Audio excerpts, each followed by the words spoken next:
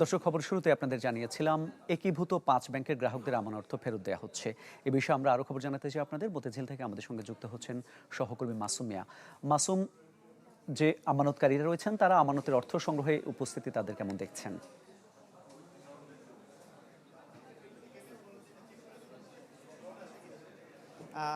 শুরু থেকে বলছি, আমি সকাল থেকেই রাজধানীর বিভিন্ন ব্যাংক, অর্থাৎ এই একীভূত হওয়া যে ব্যাংকগুলো, সেই ৫টি ব্যাংকের বিভিন্ন শাখায় আমি ঘুরেছি। আমি দেখেছি যে মানুষের কিন্তু খুব অতি আগ্রহ নেই টাকা উত্তোলনে। তবে তাদের মধ্যে একটা স্বস্তি ছিল। তবে বেলা গড়ানোর সাথে সাথে কিন্তু গ্রাহকদের উপস্থিতি বাড়ছে। বিশেষ করে আমি এখন রয়েছি দিলখুশায় আগের ফার্স্ট সিকিউরিটি ইসলামী ব্যাংকের একটি শাখায়, যেখানে আমি দেখাতে চাই যে এখানে কিন্তু এখন কিছুটা হলেও গ্রাহক বেড়েছে।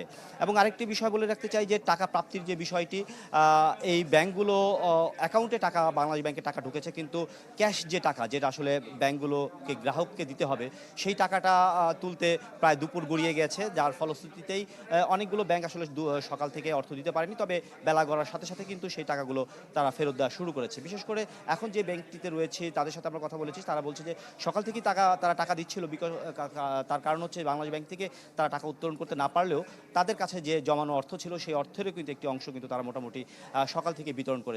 একটি বিষয় বলে রাখতে চাই, একটা গ্রাহক এবং ব্যাংকারদের মধ্যে কিন্তু একরকম এই টাকা ফেরত দেওয়া নিয়ে কিন্তু একরকম এক দ্বিধাদ্বন্দ্বের তৈরি হয়েছে। বিশেষ করে আপনি জানেন যে বাংলাদেশ ব্যাংক কিন্তু বলেছিল যে চলতি হিসাব এবং সঞ্চয় হিসাবের যাদের আমানত রয়েছে তাদের অর্থই সর্বোচ্চ ২ লাখ টাকা পর্যন্ত ফেরত দেবে। এখানে আমরা দেখেছি ডিপিএস থেকে শুরু করে স্থায়ী আমানত, অন্যরাও কিন্তু এই খবর পেয়ে এসেছে যে তাদের অর্থটা উত্তোলন করে নেওয়ার, কিন্তু এইখানকার ব্যাংকাররা কিন্তু একরকম অপারগতা প্রকাশ করছেন। তারা যেটা বলছেন যে যাদের চলতি এবং সঞ্চয় হিসাবই রয়েছে তাদের অর্থটাই ফেরত পাচ্ছে।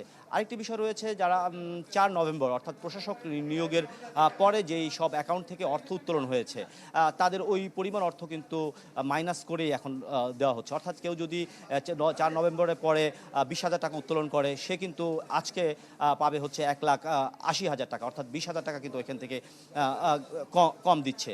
আর একটি বড় বিষয় হচ্ছে যে অন্য টাকা, অর্থাৎ যে বাকি যে অন্য অর্থ রয়েছে, সেই অর্থ কবে ফেরত দেবে সেই বিষয়ে কিন্তু এখনও বাংলাদেশ ব্যাংক স্পষ্ট করতে পারেনি। তবে ব্যাংকাররা বলছে, এখানকার যারা ব্যাংকার তাদের সাথে কথা বলেছি, তারা বলেছে যেহেতু সরকার এই ব্যাংকটির দায়িত্ব নিয়েছে এবং তারাও বেশ উৎফুল্ল রয়েছে, তারাও কিন্তু কর্মচঞ্চলতা তাদের বেড়েছে। তারা যেটা বলছে যে প্রাথমিক হয়তো একটি চাপ তৈরি হলেও সাধারণ মানুষরা, গ্রাহকরা বুঝতে পারবে যে এই ব্যাংকটি এখন সরকারের মালিকানাধীন, সুতরাং তাদের আমানত নিয়ে যে একরকম হয়রানি বা আশঙ্কার যে জায়গাটি রয়েছে সেই জায়গাটি থাকবে না বলে কিন্তু এখানকার যারা ব্যাংকার এবং যারা বেশ কিছু আমানতকারীদের সাথে কথা বলেছি তারাও কিন্তু এমনটাই প্রত্যাশা করছে। মামুন। ধন্যবাদ আপনাকে।